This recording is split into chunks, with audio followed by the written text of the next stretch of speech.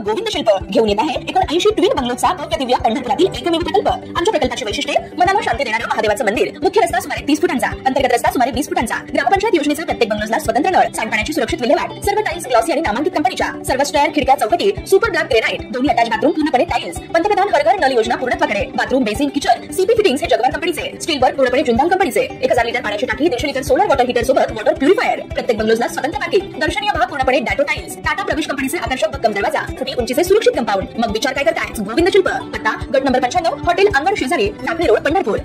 पिंपरी चिंचवडमध्ये वैष्णवी हगवणे हिने हुंड्यासाठी होणाऱ्या छळाला कंटाळून जीवन संपवलं होतं। आता यानंतर आणखी अशीच एक घटना पिंपरी चिंचवडमध्ये घडली आहे। विवाहितेने गळफास घेत आत्महत्या केली आहे।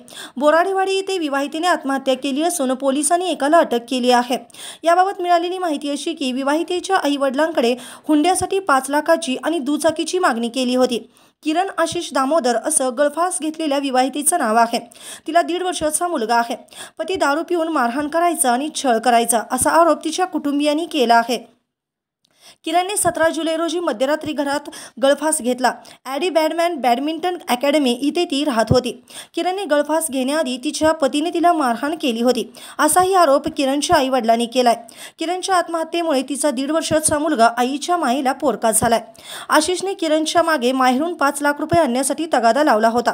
तो दारू पिऊन सतत शिवीगाळ करत असे। शेवटी या त्रासाला कंटाळून किरणने आत्महत्या केली।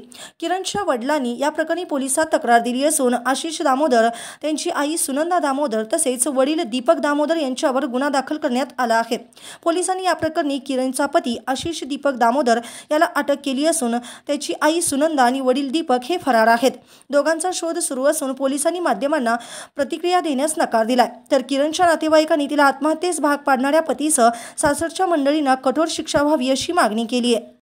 ताज्या घडामोडी पाहण्यासाठी आमच्या YouTube चॅनलवरील PVR म्हणजेच पंढरी वार्ता या न्यूजला सबस्क्राइब करा आणि शेजारील बेल आयकॉनवर क्लिक करा।